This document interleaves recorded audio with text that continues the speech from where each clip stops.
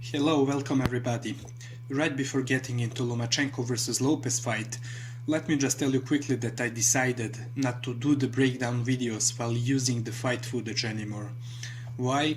Simply because it's too much of a hassle for little to no reward for 15 views per video.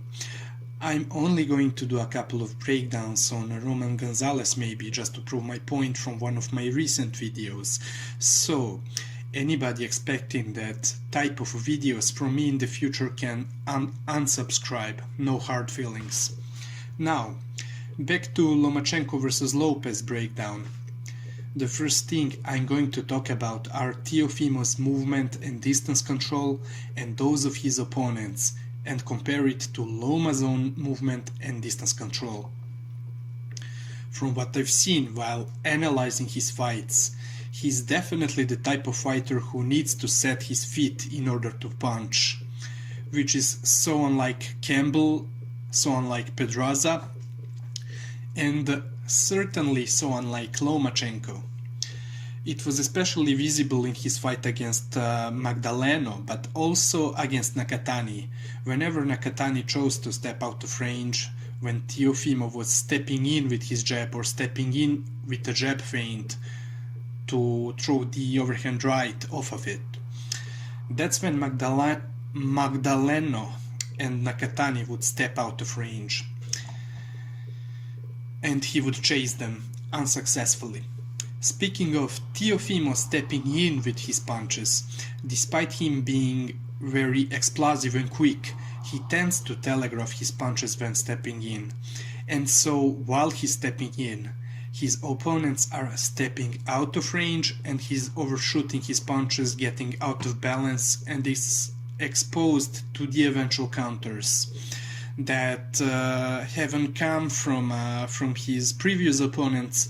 But I do think that Loma style is the right style to exploit those errors. Yeah, and another thing about him stepping in with his punches is that he sets them up in a very basic way. Now, he was very successful stepping in with punches against Richard Kome, meaning that from the first round, Kome was looking to counter Lopez stepping in with a jab with his overhand right. So what Lopez did in the second round was he stepped in while feinting a jab, then countered Come's counter with the overhand right of his own. But there are two main differences between Kome and Loma beside the obvious one. I'm not talking about the difference in their skill, but in their styles. First one is that Kome was very flat-footed and he was staying at exactly the same place before and after throwing his punches. The second one is that Kome, when throwing those overhand right counters, was looking to get Lopez out of there with those counters. He was putting all his weight behind them and investing 100% in those counters. So unlike Loma, again. Even if Lopez tried to set up Loma the same way for the same punch, I really doubt the results would be the same, because that's exactly where Loma's pity pat punches that all his detractors like to laugh at come in. Loma not only doesn't put his whole body weight behind his counters, he isn't a one single punch counter puncher neither.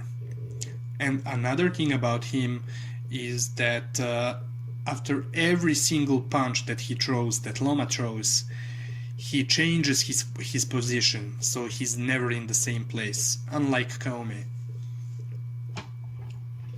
Speaking of Teofimo setting up his punches, as I mentioned earlier, when he chooses to do so, he's rather basic and is not very complex when it comes to disguising and hiding his finishing punches. He also tends to plant his feet and make the opponent engage by throwing light jabs, inviting his opponent that way to come in with a punch which Teofimo would look to counter afterwards. But most of the times he's easy to get countered by the jabs of his opponents. Now, it's true that when doing so he's looking to set them up the same way he did it to Kome, but whenever they just counter him with a jab and move away instead of trying to knock him out with a hard right hand counter, he's losing those exchanges, and it could be seen in his fights against Nakatani and Magdaleno. Also, another thing, when Teofimo is doing that, he tends to do bad judging the distance because he's staying just out of their range and he expects them to jab from too far away. But there are many examples, again, from the Nakatani fight, where Nakatani would shorten the distance between them by stepping in, making a step forward and stepping in with the jab, and would catch Lopez with it, then move away. What I mean by that, Lopez was not really expecting him to step in and shorten the distance with that step in before throwing a jab, and so very often he was catching Lopez by surprise before getting out of range, and without investing, without trying to knock Teofimo out with that counter.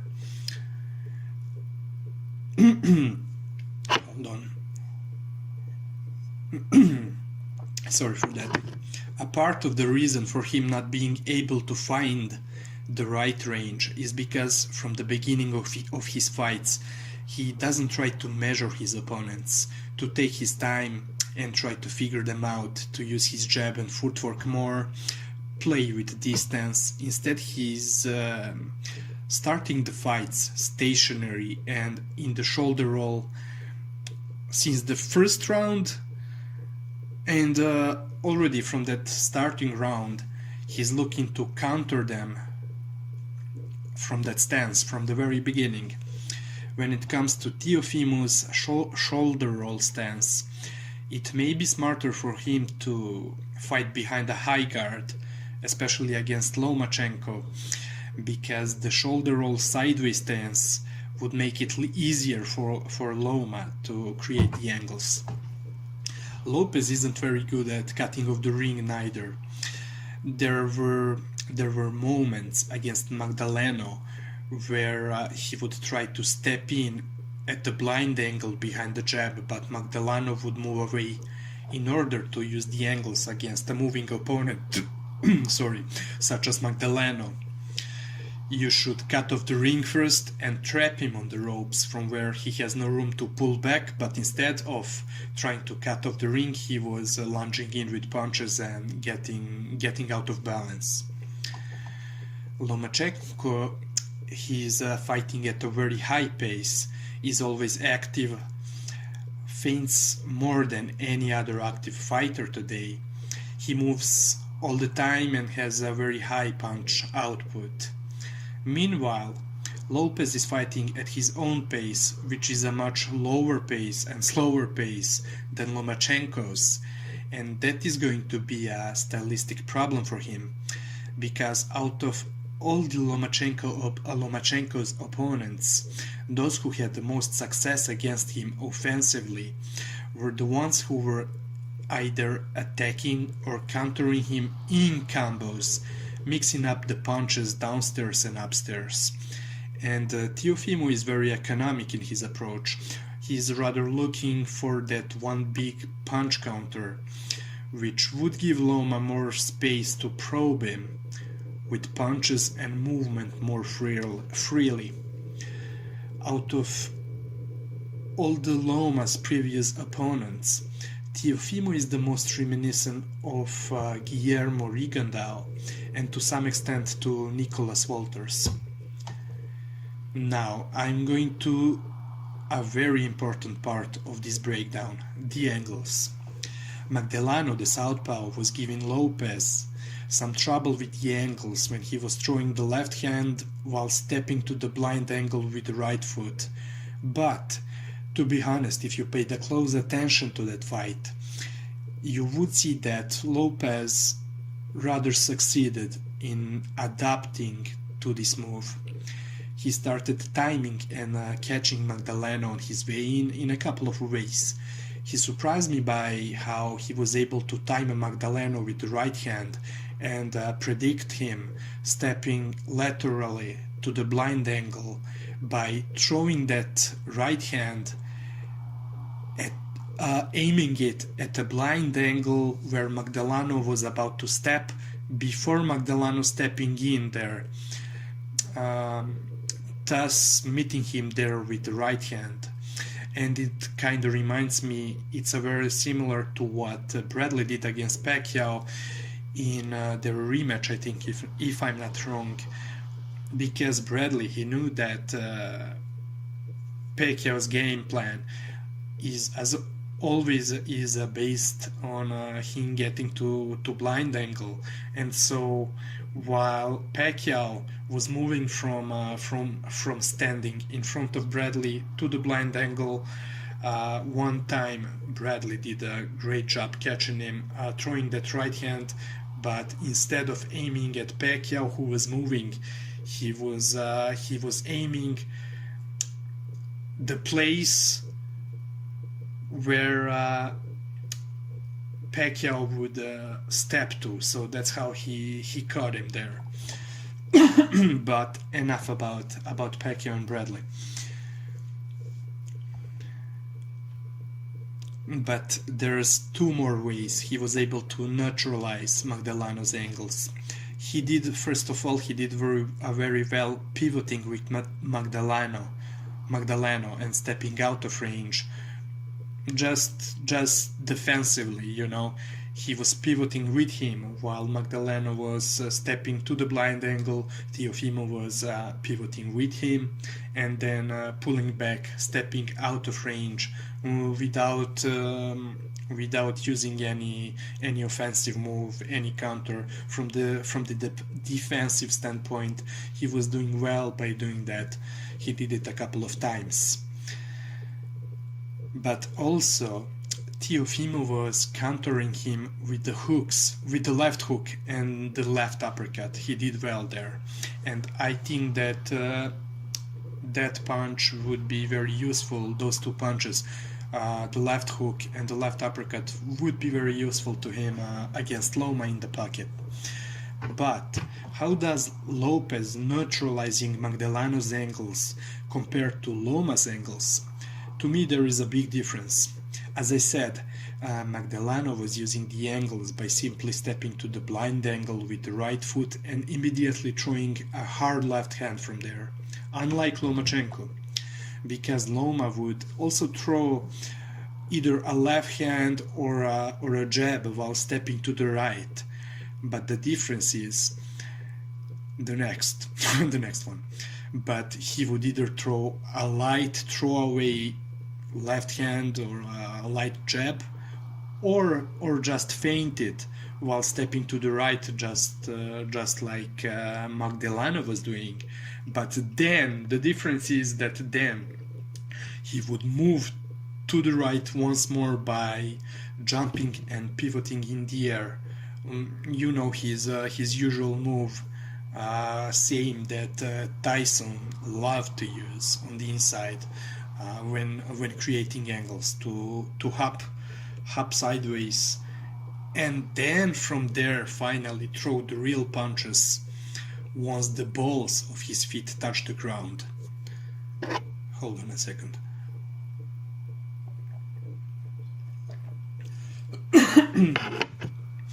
If Teofimo wants to negate those, obviously he would have to step out of range, which he may do for a while, but I don't see him doing that all the night, just simply because it's not something natural to him.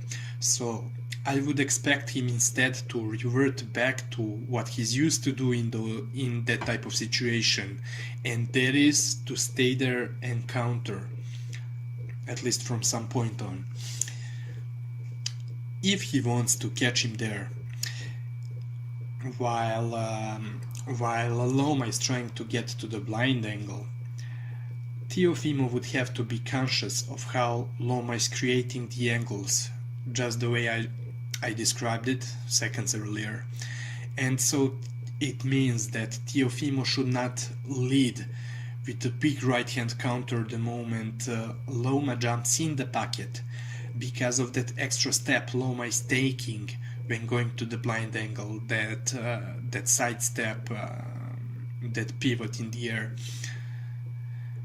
After already stepping to the right once, because like I said, after stepping to the right once, he would step to the right once more while pivoting in the air, just like he usually does. And if Teofimo tries to catch him with that big right hand counter anyways, if he leads with it, he would be exposed for the left hook counter.